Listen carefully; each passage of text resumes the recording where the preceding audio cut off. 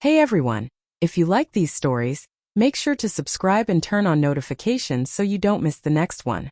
That night was supposed to be a celebration. My wife Sarah had just earned a major promotion, and her company hosted a lavish party at an upscale hotel downtown. Crystal glasses clinked, laughter floated through the air, and everyone looked polished and proud. Sarah stood out immediately. Her red lipstick was flawless, diamonds caught the light, and she carried herself with the same confidence that once made my heart race. But lately that confidence had felt different. Sharper. Distant. Over the past few months she'd become secretive with her phone, stayed late at work more often, and bristled whenever I asked simple questions. Still, I told myself this night could bring us back together. I was wrong. The moment we arrived, she drifted away into a cluster of coworkers. I lingered near the bar, watching as she leaned close to a tall man I didn't recognize. He laughed at something she said. She touched his arm casually, comfortably. My stomach tightened. I asked one of her coworkers who he was. She hesitated before quietly saying, "That's Ethan. He's on Sarah's project team." The tone said more than the words. Sarah had mentioned him before, too often with too much enthusiasm, but I'd brushed it off.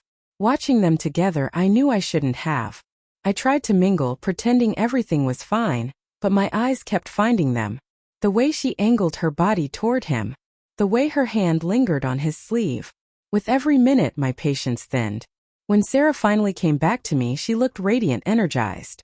"You okay?" she asked casually. "You've been so quiet." I forced a smile. "Just taking it all in." She laughed softly. "Don't be jealous. Ethan's just a coworker." Her words were playful, but there was something provoking underneath, like she wanted a reaction. I didn't give her one. As the night went on and drinks flowed, she grew bolder. The music slowed, couples swayed together, and the room softened. Ethan joined her again, leaned in to whisper something that made her laugh like she was 20 again. For a brief second she looked at me, then looked away. In that moment I wondered if she even remembered I was standing there. Later, she came back buzzing with confidence, slipping an arm around my waist. "Loud enough for others to hear," she said. "Come on, David. Stop sulking. Smile. Kiss me." She leaned in, ready for the performance. The happy couple act meant to reassure everyone. I didn't move. I looked straight at her, calm and steady. Her perfume hung heavy between us. "What's wrong?" she whispered. The room seemed to go silent. I tilted my head slightly and said clearly, "I don't really feel like kissing your boyfriend tonight." The words sliced through the music. Conversations stopped. Glasses froze midair. Even the DJ glanced down. Sarah's smile collapsed instantly, all color draining from her face.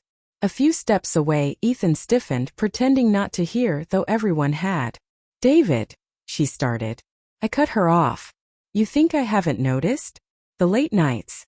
The constant projects. The cologne that isn't mine." My voice stayed even, but it carried. "I've tried to be patient, but you've crossed the line one too many times." People were openly staring now, coworkers, friends, her boss. Her lip trembled. "Please," she whispered.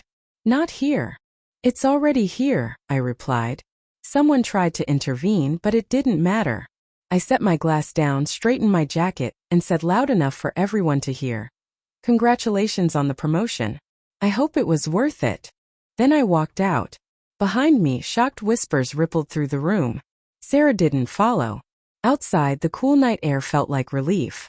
I drove home in silence, my wedding ring cold against the steering wheel. By the time I pulled into the driveway, I knew it was over. The next morning, my phone wouldn't stop buzzing. Missed calls. Messages. "Please answer." Nothing happened. "You embarrassed me." The last message hit hardest. I just needed attention.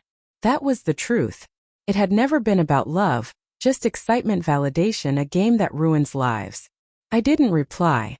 I called a lawyer and started the divorce. I was done feeding chaos. I wanted peace. 3 days later, she showed up at my door. No makeup. Dark circles under her eyes.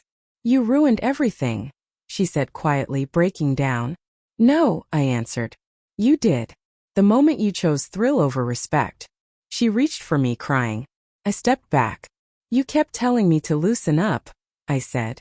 "You wanted excitement." Now you're free to chase it. I closed the door as she collapsed outside. That was the last time I ever saw her. Betrayal doesn't always need proof. Disrespect speaks louder than any confession. I didn't need to read messages or catch them together. I saw it in her eyes that night, the confidence that I'd stay silent, play my role. And with one calm sentence, I showed her exactly what it feels like to lose someone's love forever.